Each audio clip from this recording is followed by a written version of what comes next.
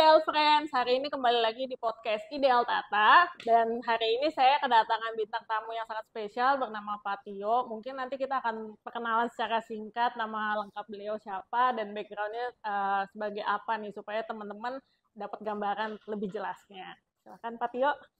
Ya, nama saya Prasetyo Adi, sering dipanggil Tio. Saya arsitek dan ahli rancang kota. Eh, saya S1 dari eh, jurusan arsitektur ITB, S2 dari Master of Urban Development Design di UNSW di Sydney. Pengalaman saya sudah bekerja di industri ini di dunia arsitektur, pernah jadi di developer, pernah di konsultan, pernah di proyek juga, kira-kira kurang lebih selama hampir 30 tahun. Sebelum saya kembali ke Indonesia untuk bersama-sama dengan Prof. Danisworo mendirikan PDW atau PT Pandega Desain Harima. Oke, nah yang saya baca-baca nih dari profil Patio itu salah satu arsitek yang membangun atau mendesain kali ya, lebih mendesain Jakarta International Stadium atau yang dikenal dengan JIS. Buat teman-teman yang mungkin nggak dapat bayangan atau belum tahu JIS itu gambaran seperti apa, nanti tolong ditampilin ya editor. Gitu.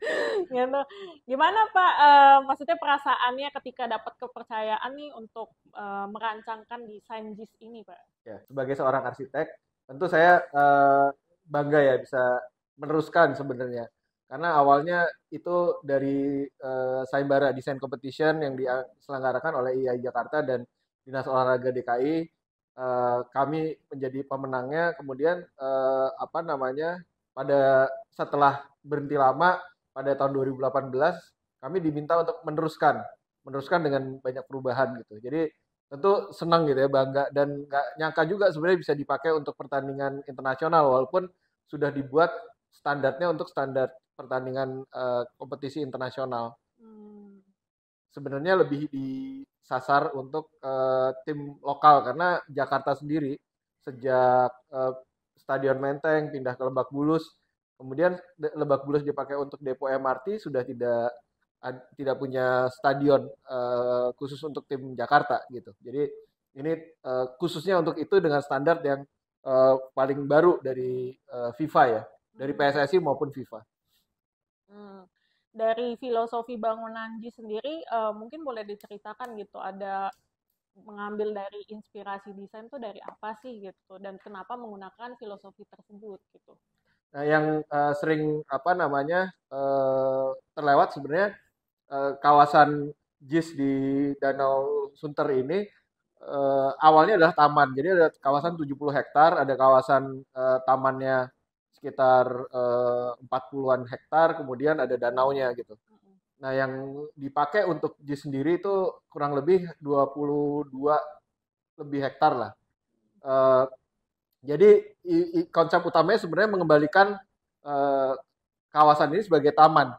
Awalnya itu. Kemudian pada akhirnya ada perencanaan untuk ITF, untuk apa namanya pengolahan sampah yang di seberangnya. Terus ada stadion. Ya, kami berusaha mempertahankan konsep taman tersebut. Kemudian bagaimana sebuah stadion yang bangunan yang masif itu dia punya apa namanya identitas gitu ya. Jadi kami ambil dari eh, macam-macam sebenarnya awalnya ya dari budaya karena di Jakarta ya budaya Betawi lah yang asli gitu ya. Walaupun Jakarta udah jadi semacam melting pot atau tempat berkumpulnya orang dari berbagai tempat ya daerah-daerah di Indonesia gitu ya. Nah di sini kita ambil tutup kepala topi gitu ya pengantin Betawi ya karena memang bentuknya sesuai gitu ya. Dan desain awalnya sebenarnya cukup berbeda gitu, cukup unik gitu. Dia semacam lingkaran kayak sorban gitu. Tapi akhirnya sekarang dibangun jadi lebih pragmatis gitu ya. Jadi ada lapisan yang mengelilingi gitu, eh, yang bentuknya seperti eh, tutup kepala lah intinya itu. Mm-mm. Berarti aspek yang ingin ditonjolkan dalam pembangunan JIS ini seperti lebih ke daerahnya atau kayak filosofi-filosofi yang tadi Bapak bilang ada unsur Betawinya atau ada lagi mungkin yang lain Pak?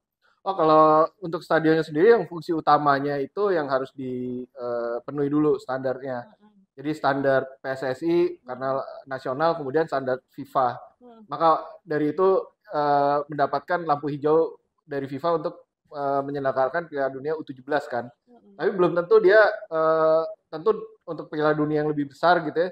Tentu banyak persyaratan-persyaratan yang lain gitu ya. Salah satunya yang belum selesai adalah kawasannya gitu. Jadi Mm-mm. semua ini harus berfungsi dulu.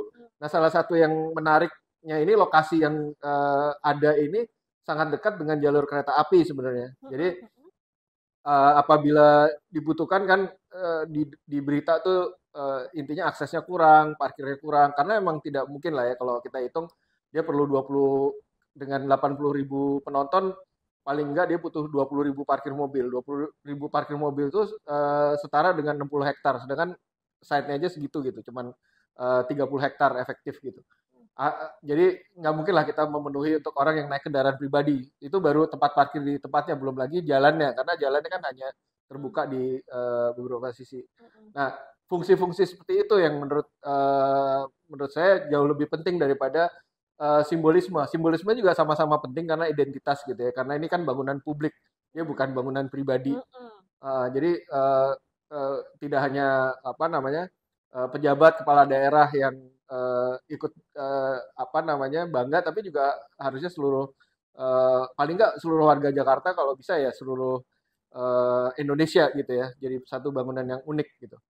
Jadi approach-nya itu pertama ya fungsional sebagai stadion olahraga dan penunjangnya, ada lapangan latih, ada tempat ganti, ada untuk medianya juga, karena kan yang modern ini kan media. Terus kemudian salah satu yang unik juga kita pakai apa namanya akses masuknya diangkat gitu, jadi nggak konflik dengan kegiatan di bawah gitu. Jadi intinya kalau ada dia punya tiket dia bisa masuk. Eh, Kalau dia nggak ada tiket tapi ingin ikut merasakan suasananya ya ke taman yang di sekelilingnya itu dengan konsep taman itu sih kira-kira.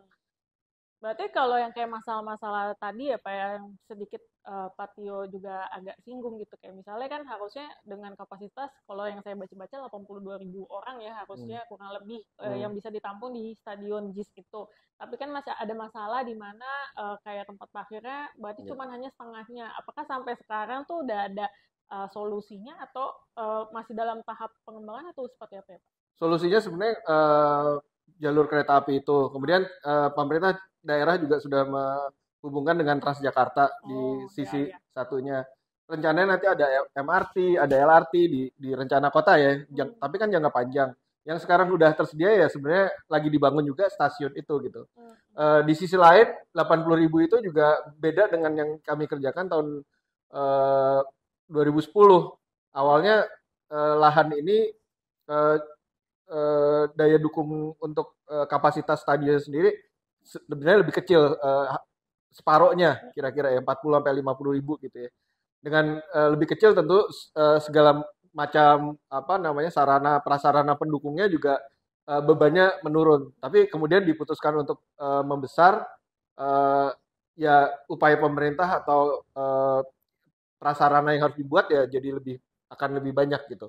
Jadi kedepannya karena ini sudah jadi dan udah 80.000, bandingannya aja GBK yang tadinya 100.000 sekarang udah turun, itu lahan yang untuk olahraganya 100 hektar, kemudian lahan keseluruhan kawasan GBK itu 400 hektar, itu milik nasional gitu ya, itu bukan milik Jakarta. Tapi sering dipakai apa karena ya lokasinya di Jakarta, jadi seolah-olah itu Punya Jakarta. punya Jakarta. Tapi pemerintah Jakarta sendiri tadinya Stadion Menteng yang hanya saya lupa kapasitasnya, tapi terus kemudian Lebak Bulus 15.000 gitu ya. Nah ini dia punya 80.000 di tanah yang total 70 hektar versus 400 hektarnya GBK gitu ya. Jadi tentu dan di sana prasarananya udah hampir lengkap, udah lengkap lah bisa dibilang lengkap. Ada MRT, ada Transjakarta, ada apa namanya terhubung dengan pedestrian dan lain-lain. Nah ini kawasannya belum terhubung, dekat dengan perumahan, lahannya lebih kecil, tapi ukuran stadionnya sama besar gitu. Jadi menurut saya banyak hal yang bisa ditingkatkan di Pengembangan. apa namanya di kawasan sebenarnya. Kalau bangunannya sendiri karena ya sudah paling nggak udah lolos dari apa namanya standar FIFA karena kemarin sudah terbukti dipakai dan sukses gitu ya. untuk penyelenggaraan Piala Dunia U17. Mm, mm, mm. Terus kalau yang saya ingin tahu nih, konsep green building pada bangunan JIS itu seperti apa, Pak? Yang pertama gitu ya, yang eh, eh, paling mendasar adalah satu kawasan hijaunya sebenarnya ya, mengembalikan fungsi taman. Mm-mm. Karena memang Jakarta ini kan kekurangan Iya, ruang sangat terbuka kurang. hijau gitu ya.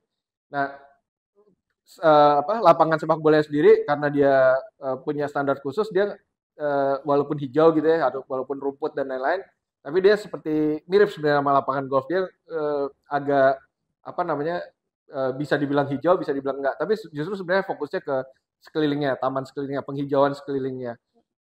Itu yang paling utama sebenarnya, tapaknya gitu ya. Terus kemudian bagaimana stadion ini eh, bisa hemat energi, artinya ruang-ruangan yang energi kalau di dalam gedung bangunan gitu ya, paling banyak dipakai untuk AC, untuk kenyamanan. Jadi sesedikit mungkin kita menggunakan pendingin udara ya, di kamar ganti pemain, di tempat-tempat yang dihuni yang tempat lain, sebisa mungkin ada apa namanya, eh, ventilasi natural gitu, ventilasi alami. Jadi di dalam stadion sendiri apa ya, tentunya terlalu besar untuk di AC, walaupun atapnya juga itu juga perubahan, bisa dibuka tutup gitu.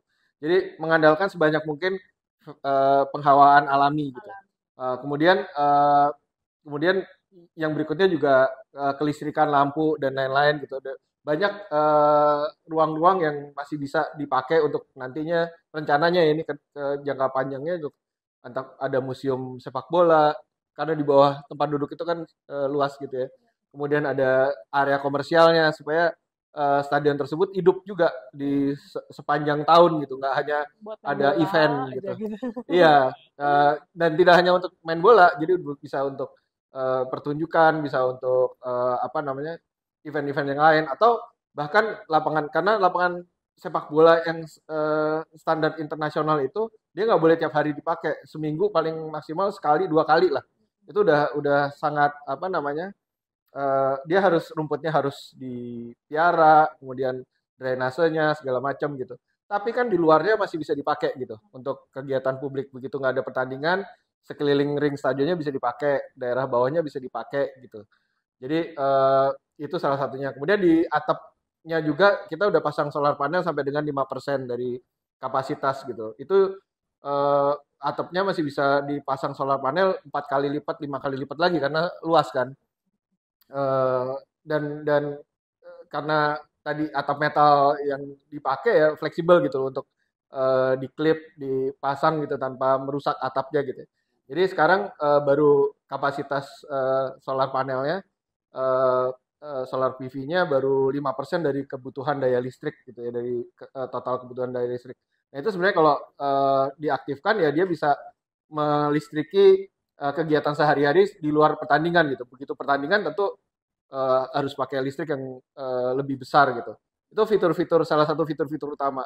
Jadi di kelilingnya juga orang mau menuju ke mana, bangkunya juga kalau kita lihat kan sebenarnya selubungnya tertutup gitu ya, pakai enamel dia.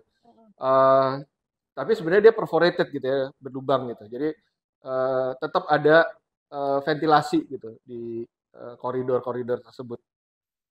Berarti kalau JIS itu kan malam hari, yang kalau kita nampak gitu ya, kita lihat di internet atau YouTube kan ada nyala-nyala lampu, itu juga bagian dari menghemat energi dari solar panel yang segala macam, atau bagaimana sistemnya ya Pak? Oh kalau malam enggak, karena solar panelnya nggak pakai baterai, jadi Oh, dia langsung gitu ya, heeh. maksudnya on grid, Oh, nyambung ke PLN. Tapi kalau lampu-lampunya sendiri itu kan apa namanya, special lighting untuk eksterior. Beda dengan field of play yang memang sudah standar kan, terangnya, cahayanya dan lain-lain sudah sesuai standar. Tapi yang itu adalah estetis sebenarnya kalau yang lampu-lampu itu. Yang tadinya ada beberapa tempat yang kita punya video wall gitu ya, untuk di luar gitu. Kalau orang nggak diasumsikan penuh dan orang nggak punya tiket, dia bisa ikut suasana gitu loh. Kalau lihat di TV-TV kan pertandingan ada di dalam stadion, tapi di luarnya juga banyak orang yang mau ikut merasakan merasakan. vibes-nya. Iya, iya, iya. Heeh. Apalagi dulu waktu Asian Games gitu kan ya. Iya. orang tetap datang ke situ jadi kayak festival ini gitu dan diharapkan sih setiap tahun ada 1-2 kali bisa dipakai untuk Acara besar acara ya. besar gitu ya final apa namanya liga apa ya apapun lah gitu ya.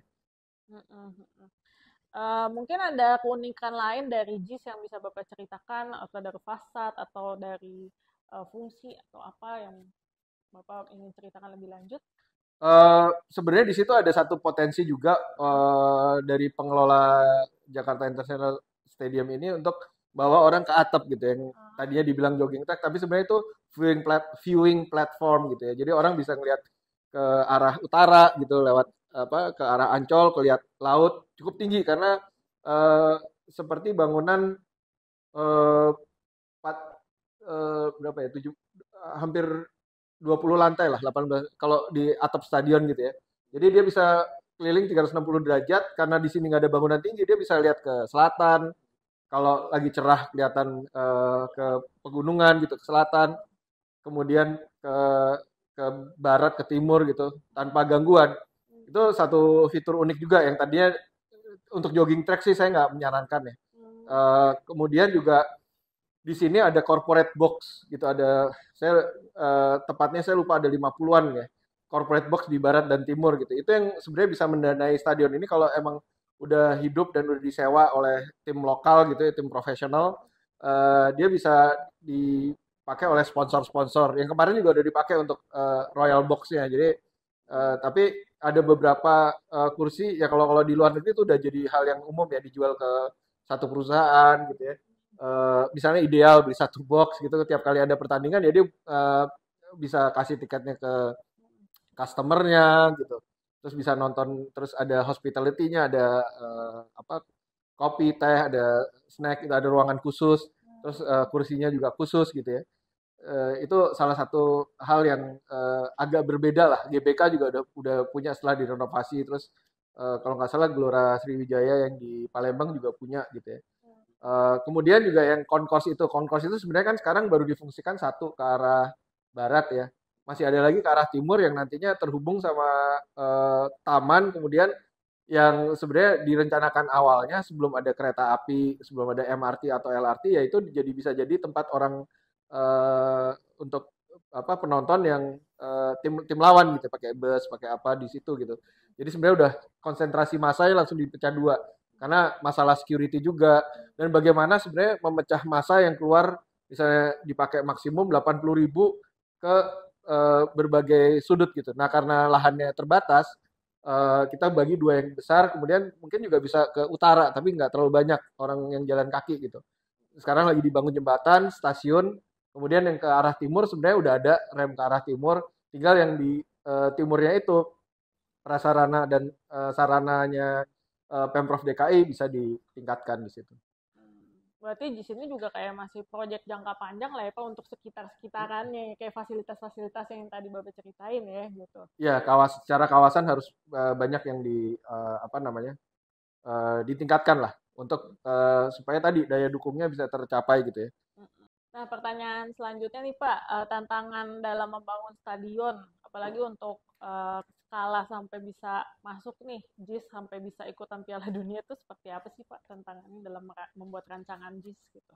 Ya, seperti yang sudah disampaikan tadi, tantangannya sebenarnya bagaimana kita menyesuaikan dengan standar satu standar nasional, kemudian internasional di PSSI dan FIFA eh, dalam mendesain bangunan fungsional seperti ini, bangunan olahraga, apalagi skala kelas dunia ya. Tentu nggak hanya arsitek yang terlibat tentu sangat banyak gitu ya. Jadi ada kami yang PDW yang membuat gagasannya, kemudian ada arsitek yang spesialis memang eh, Pak Timi Setiawan ya spesialis yang membuat apa namanya tahu lah tentang peraturan karena beliau juga sering diperiksa di menginspeksi stadion untuk stadion FIFA atau AFC itu untuk Asia.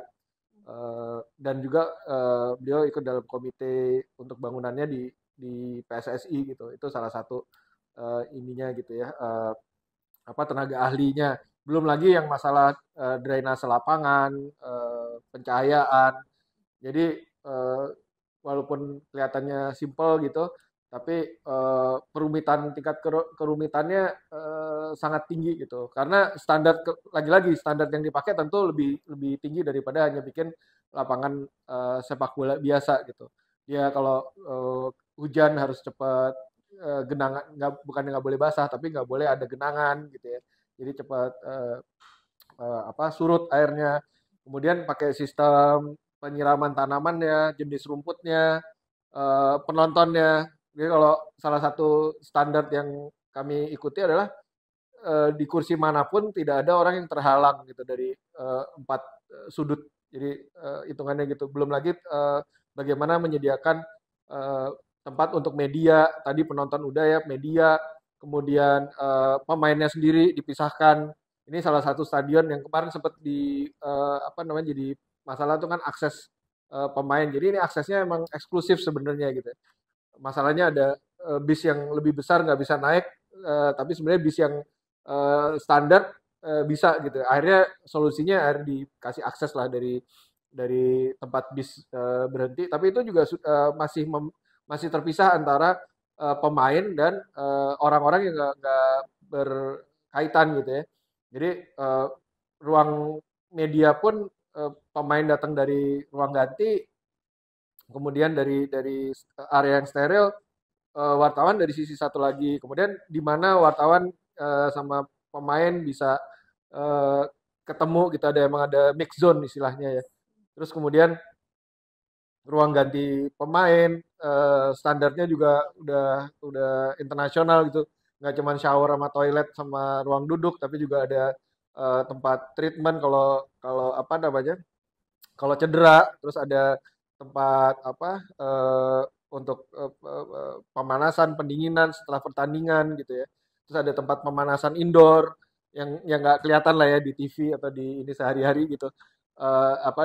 Kalau orang nggak tur stadionnya sendiri, itu juga satu peluang tuh tur stadion nanti pada saat udah dipakai gitu. Orang pengen lihat, pengen ini, salah satunya naik ke atap, melihat ke ruang-ruang ganti pemain, lihat ke apa ruang audio visualnya kayak gitu-gitu. Nah, semua itu harus sesuai standar karena dalam hal ini selain standar permainannya sendiri juga untuk standar internasional untuk medianya, untuk penonton. Jadi karena ini kan sepak bola tuh jadi permainan yang universal, yang mendunia. Jadi standar-standar yang dicapai itu sebenarnya cukup tinggi gitu.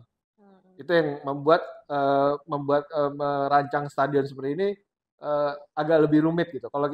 Kami juga terlibat membangun beberapa fasilitas olahraga bertaraf eh, nasional gitu ya. Mungkin requirement-nya sedikit lebih rendah gitu daripada kalau kita standarnya standar FIFA gitu. Bahkan oleh FIFA pada akhirnya kalau Indonesia punya 10 stadion seperti ini, ya mungkin sekarang ada 2 ya, GBA 3 mungkin sama yang di Gelora Sriwijaya, mereka nggak ragu-ragu gitu bikin Piala Dunia di sini, World Cup yang beneran gitu ya, bukan yang kelompok umur gitu. Jadi apresiasinya sungguh baik gitu, tapi ya tadi PR-nya masalah kawasan. Jadi itu juga FIFA pernah komentar kalau waktu stadionnya belum jadi, waktu mereka inspeksi untuk U20, kenapa nggak dipilih sebenarnya bukan karena nggak standar waktu U20, tapi karena belum selesai waktu itu. Waktu mereka inspeksi, jadi nggak bisa masuk ke dalam daftar. Tapi kalau mereka sampaikan harus steril dari kendaraan pribadi yang nggak berurusan sama pertandingan dalam radius 1 kilometer dari stadion gitu. Itu sebenarnya salah satu upaya supaya orang bagaimana pengaturan orang keluar masuk ke dalam stadion gitu. Jadi sebenarnya fasilitas stadion sendiri sudah sesuai dan sudah terbukti sudah dipakai gitu. Nah, kompleksitasnya yang di situ tadi saya sampaikan. Jadi benar-benar sampai hal-hal kecil aja kayak rumput aja tuh benar-benar dipikirin gitu ya, nggak bisa Iya, sembarangan udahlah standarnya apa-apa, tapi udah benar-benar ngikutin standar internasional ya Pak itu. rumput, jalur sirkulasi, pemain masuk mana, wasit ada di mana, ruangannya di mana, pemainnya misah atau di satu sisi gitu. Benar-benar Hal-hal dipikirin. situ iya. Media gitu ya, media taruh kamera di mana, wartawan duduknya di mana gitu udah diatur semua. Pemain cadangan, terus ball boy sampai kayak gitu-gitu Nah, dengan ada tempatnya. sekian kerumitannya yang tadi Bapak jelasin gitu dalam membangun ataupun mendesain lebih ke merancang JIS, itu kira-kira dari rancangan sampai ke pembangunan itu makan waktu berapa lama Pak JIS ini? Jadi ada dua timeline ya. Jadi dari tahun 2010 sampai 2013 sebenarnya desain yang awal udah selesai gitu. Kami kerjasama waktu itu, eh, kami menang sayembara, kemudian konsultan DED-nya tuh PT Arkonin gitu, Arkonin. Ya kami udah mendesain sampai eh, desain development waktu itu, pengembangan desain yang udah siap untuk mulai dibangun gitu. Tapi karena ada satu dan lain hal ada kendala itu tahun 2000 dari 2010 sampai 2013 lah ya. Eh, Cukup lama juga. Sudah itu vakum gitu karena ada masalah di tanahnya. 2018 baru akhir itu juga akhir tahun. Jadi waktu itu tahun baru mengubah desain sesuai dengan kriteria yang diinginkan oleh Pemda gitu. Dan Pemda menyerahkan kalau dulu 2010 itu di Dinas Olahraga Pemprov DKI ini diserahkan ke BUMD ke Jakpro ya Jakarta Propertindo. Kami digandeng oleh Jakarta Konsulindo anak perusahaannya Jakpro untuk meneruskan gitu karena mereka tahu bahwa dan sesama arsitek ya eh, kami sudah memenangkan pernah apa udah mengerjakan proyek ini gitu loh. Paling nggak kita udah tahu sebagian. Kemudian kami sama-sama dengan Jakarta Konsultindo merancang basic design-nya untuk kemudian dilelang. Itu tahun 2019 ya. Nah, 2019 setelah dilelang dan ada pemenangnya, yang pemenang lelang ini kemudian menggandeng kami lagi jadi tenaga ahli. Nah, di situ juga udah banyak konsultan-konsultan yang terlibat tadi, yang spesialis tadi ada PT Penta gitu ya sebagai konsultan utama DED istilahnya, detail engineering design. Kemudian ada konsultan interior, ada konsultan khusus green building, ada konsultan lighting. Nah, kami ikut dalam tim itu eh, sebagai apa namanya ya, sebagai ya karena ownership dari ide awal gagasan stadion itu ya dari kami dari Menang Sayembara itu kan pada saat 2018 diubah. Nah, konstruksinya sendiri mulai 2019 sampai kemarin tahun 2021 sempat udah hampir selesai 2022 kalau nggak salah diresmikan gitu kan. Dan udah mulai bisa dipakai 2023 kemarin ya udah beberapa kali dipakai untuk Iya. eksibisi untuk pertandingan resmi ya baru kemarin 2023 itu untuk apa namanya eh Piala Dunia U17. Hmm. Jadi perjalanannya panjang ya Pak, sampai ada dua timeline, vakum gitu-gitu Iya, segala iya, macam iya. ya.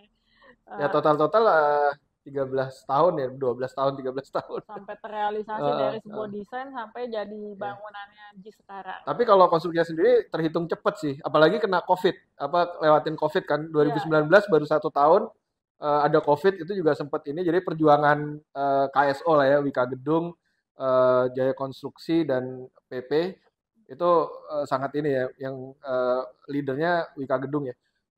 eh, Ya harus ada protokol kesehatan, terus ada beberapa tenaga ahli misalnya yang struktur atapnya itu meninggal karena COVID, ada beberapa Waduh, orang lah, iya.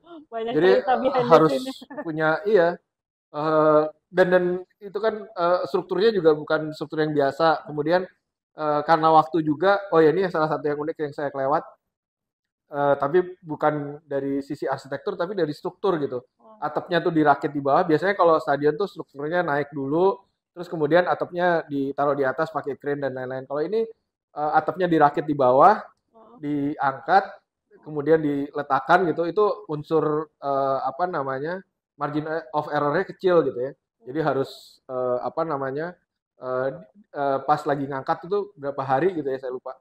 Berapa hari pakai hidrolik oh. ditaruh baru ditutup gitu rangka rangka atapnya dipasang di bawah dirakit dinaikkan ke atas baru ditutup. Itu juga salah satu inovasi lah ya inovasi dari stadion ini gitu. Biasanya pasangnya di atas, ini dari bawah dirakit, tinggal bawa ke atas gitu Iya, ya. iya. Nah ahli yang itu kena COVID meninggal gitu terus diteruskan oleh profesor dari Bandung, saya lupa juga namanya siapa, Hmm. tapi ya itu salah satu apa namanya eh, salah satu inovasi lah. Mm, mm, mm. Nah, dalam membangun satu stadion gitu kan, atau buat olahraga khususnya ya, bahan material bangunan atap dan dinding seperti apa sih yang disarankan oleh Patio untuk digunakan gitu? Nah, menarik karena kebetulan kawasannya kan juga di kawasan yang korosif gitu ya. Mm-mm. Salinitasnya tinggi. Eh, Kalau atap kita pakai atap metal Mm-mm. eh, di seluruh gitu ya di seluruh. Nah kemudian gimana dengan kalau kalau struktur utama eh, apa beton bertulang lah ya. Mm-mm. Terus kemudian ada 8 king post istilahnya yang besar kolomnya tuh segede rumah sederhana RSS 36 meter persegi. Jadi bisa dibayangkan apa namanya R-nya radiusnya 6 meter gitu ya 12 meter gitu diameternya. Eh, Tinggi apa namanya eh sorry diameternya kira-kira 6 meter lah lebih gede dikit mungkin apa namanya eh kemudian eh, dinding kan sebenarnya kan dengan beton gitu ya dengan konkrit kemudian pembatas dindingnya ya pakai batu bata tapi gimana selubung luarnya akhirnya ada beberapa pilihan waktu itu ada ya rangkanya tentu rangka baja gitu ya kemudian untuk fasad ya. Kemudian bagaimana supaya tadi bernapas gitu ya apakah dia akan kebuka sama sekali atau pakai ornamen kita pilih eh, karena memang desainnya simple terus repetitif jadi Mm-mm. modular gitu. Kita pakai enamel karena dia eh, apa eh, satu material yang tahan lah terhadap cuaca. Kemudian di perforated, jadi ada lubang-lubangnya dibuat. Jadi selain simbol topi tadi penutup Ya. kepala, dibuat juga karena Persija dikenal sebagai macan Kemayoran. Sebenarnya ada dua klub Persija sama Persitara, apa, eh, Jakarta Utara. Dibuatlah karena namanya Persija Macan Kemayoran, terus warnanya juga oranye, Ya. dibuatlah yang lebih dominan gitu ya. Kita pakai enamel yang perforated seperti loreng-loreng gitu. Oh Kalau iya dilihat ya, ya, dilihat waktu malam kelihatan apa namanya ini bermotif-motif. ya motif lorengnya. Siang juga kelihatan sih. Tapi itu perforated itu yang untuk membawa penghawaan alami. Kemudian apa namanya tapi tetap terlindung orangnya dari cuaca lah ya paling nggak ya dari hujan gitu ya mungkin nggak watertight tapi lebih ini ya memang karena waktu tadi Mm. waktu konstruksi sebenarnya kalau ininya panjang perencanaannya panjang karena satu dan lain hal tapi pekerjaan konstruksinya tuh cenderung cepet gitu Cepat. 3 tahun udah jadi selesai gitu udah itu sangat cepat ya sebenarnya untuk Iya. bangunan luasnya 500.000 meter persegi dengan kompleksitas seperti itu gitu. Makanya kemarin masih sebenarnya banyak hal-hal kecil ya, detail penyempurnaan dan lain-lain. Tapi secara umum sih sudah ini ya, Secara fungsi ya sudah secara bagus fungsi gitu ya. udah eh, baik gitu. Nah, yang saya cari tahu tentang Bapak kan Bapak punya fokus kayak pembangunan tentang konsep bangunan yang green building atau sustainability-nya bagus gitu ya. Nah, saya penasaran nih, pengen nanya dari kacamata Bapak, apakah atap dan dinding metal itu salah satu material yang ramah lingkungan gitu? Pendapat Bapak seperti apa gitu? Kalau metalnya sendiri kan untuk jadi ada dua hal ya. Satu masalah menghasilkan materialnya sendiri dia emisi karbonnya tinggi sebenarnya metal mau material bangunan eh, apapun ya termasuk metal Mm-mm. semen dan lain-lain itu kan embodied carbon istilahnya yang di yang diperlukan ngambil mineral dari Mm-mm. itu ya dari tambang dan lain-lain tapi setelah jadi satu material keunggulan metal daripada eh, bahan-bahan lain adalah dia bisa dipakai lagi bisa didaur ulang bisa di recycle, bisa di upcycle, bisa diperbaiki gitu ya. Itu salah satu keunggulan. Jadi bisa tahan lama lah. Mm-mm. Dan apa namanya eh, umurnya juga panjang gitu. Mm-mm. Walaupun embodied karbonnya besar gitu. Jadi keunggulan metal itu dan kami sebagai arsitek sering pakainya di ya bangunan publik seperti ini, sekolahan, ballroom, hotel gitu. Mm-mm. Terus kalau ada dak atap datar, keunggulannya juga dia lebih tahan cuaca, lebih nggak gampang bocor gitu ya dibanding atap yang di ini atap dicor gitu. Jadi eh, selain selain materialnya juga secara operasional, setelah dipakai itu umurnya panjang dan bisa di-recycle, dia juga lebih tahan kalau di negara tropis sebenarnya dengan cuaca sebenarnya. Mm-mm. Jadi untuk dari sisi jangka panjangnya lah ya, Ya, atap ya, dan dinding metal, floor deck juga bisa dipakai ya. Tadi yang ya, di ya. Floor deck banyak dipakai karena kecepatan dan ya lebih ringan, lebih sustainable sebenarnya, bangunan yang lebih ringan gitu beratnya. oh, oke. Em, nah, yang saya baca-baca juga Bapak menjadi salah satu core founder dari Green Building Council Indonesia. Boleh diceritakan lebih banyak tentang project-project atau Green Building Council Indonesia itu seperti apa sih, Pak? Green Building Council Indonesia sendiri itu organisasi not for profit dan dia multidisiplin. Yang tujuannya transformasi industri konstruksi sebenarnya. Mm-mm. Jadi dari yang tadinya bukan nggak peduli tapi kurang gitu ya, kurang peduli, kita berusaha kontribusi kalau di internasional tuh kontribusi kita ke emisi karbon tuh antara 30 sampai 40%. Mm-mm. Kalau di Indonesia tuh antara sekitar kemarin angka dari SDM sekitar 17 sampai 20% gitu ya. Nah, bagaimana kita menekan itu ikut kontribusi ke pengurangan emisi karbon dan climate change. Sebenarnya itu dari industri konstruksi. Tadi salah satunya material. Salah satu keunggulan material metal juga karena modular gitu ya. Dan kalau di prefabrikasi dia bisa dipotong di pabrik dan dibawa udah dalam seperti yang tadi enamel, jadi nggak ada waste di apa Di namanya lapangan. konstruksinya, ya konstruksinya bersih gitu. Nah, Green Building Council itu ya selain masalah apa material juga ada penghematan listrik secara operasional, kemudian macam-macam lah energi, hemat air gitu. Terus ngelola sampah. Jadi awalnya orang Indonesia tuh lebih cuek sebenarnya kalau bangun tinggal Di dikerjain. industri konstruksi kalau kita lihat ya sekarang masih lah ya jorok gitu ya, maksudnya jorok tuh kotor dan setelah selesai bangunannya orang yang tinggal di situ yang menghuninya juga harus sehat gitu ya. Jadi faktor manusia juga besar sebenarnya kalau untuk green building, konsep green building sendiri gitu. Jadi dari co-founder Bapak sebagai co-founder Green Building ini tuh Bapak menggalakkan kembali ya tentang yang save energy, bagaimana membangun bangunan yang sehat seperti itu ya Pak. Ya lebih di mainstreamkan lah. Kalau pendahulu kita arsitek-arsitek yang tahun 60-an, 50-an, 70-an gitu, pendidikannya apa concernnya tuh masih sangat baik. Tapi begitu 80-an, 90-an dilihat dari karya-karyanya aja ya. Udah bukan tropis lagi gitu ya, bukan bangunan-bangunan tropis.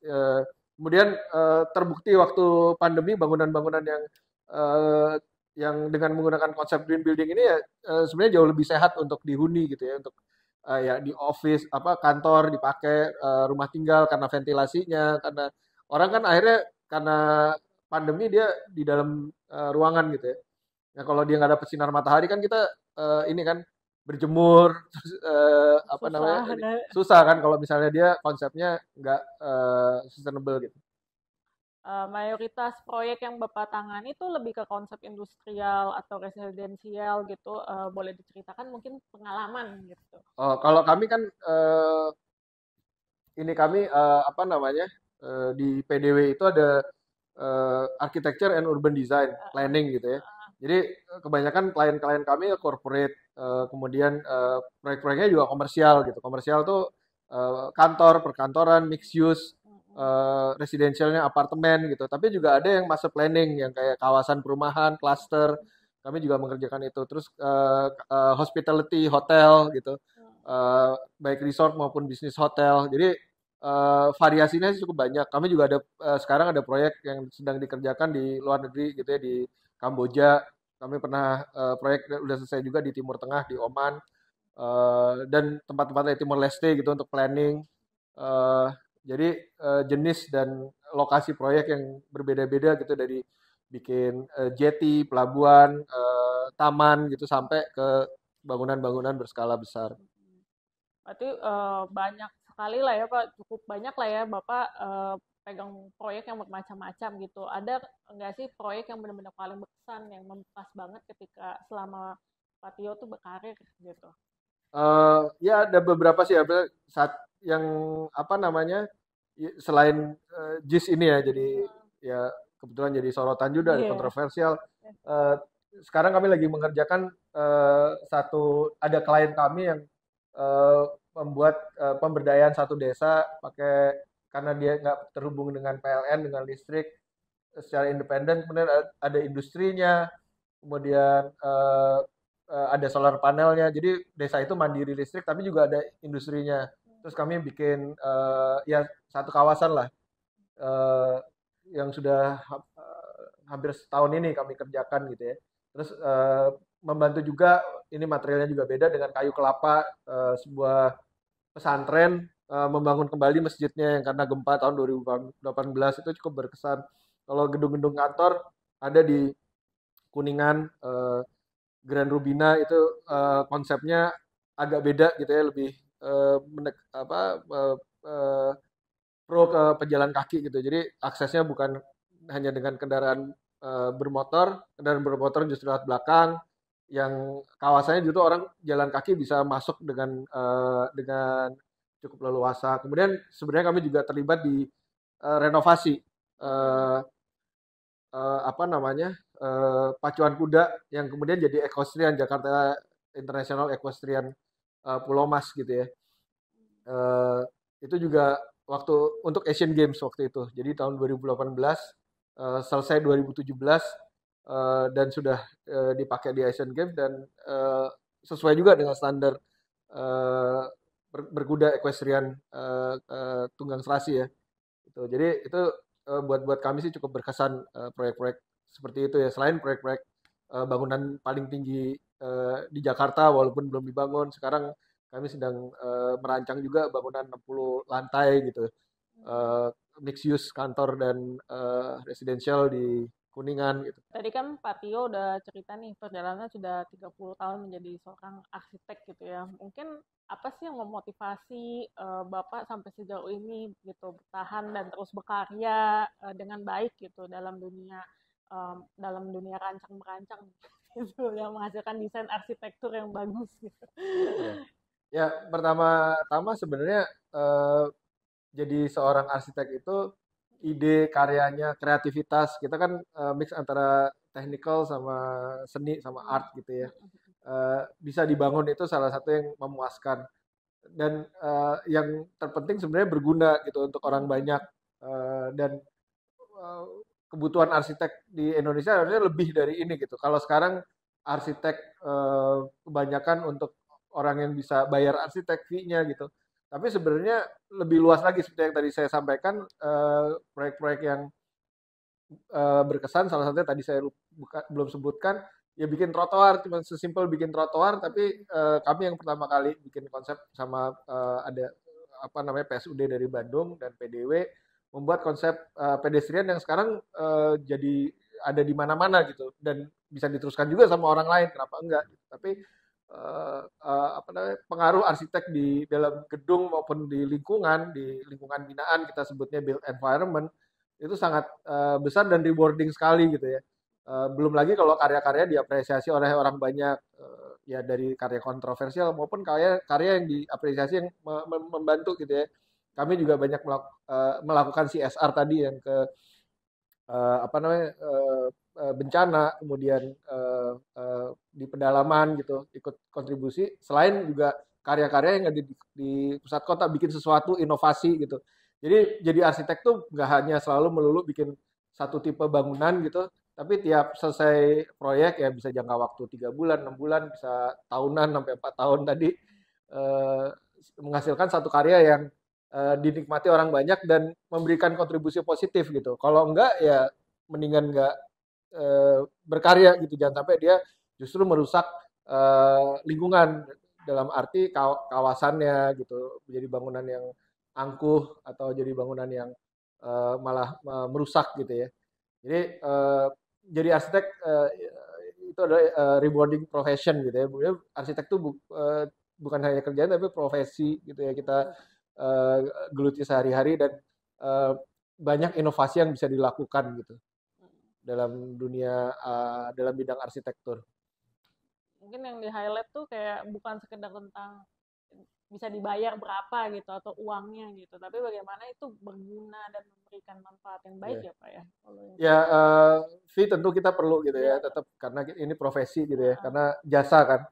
jasa. Seperti profesi-profesi yang lain, lawyer, dokter, segala macam, notaris gitu ya. Heeh, Nah, di samping itu loh ya, kenapa tetap bertahan jadi arsitek, kenapa nggak terus pindah heeh, ini. yang Karena saya lain. pernah juga kerja di developer ya, jadi pegawai lah ya. Heeh, Kalau jadi arsitek ya kita kalau awalnya dari arsitek ya kita bisa menentukan eh, karya kita, bisa menentukan ya tentunya dengan klien dengan macam-macam gitu ya. Tapi ada banyak hal yang kita bisa apa namanya bisa kita arahkan jadi lingkungan lingkungan binaan yang lebih baik.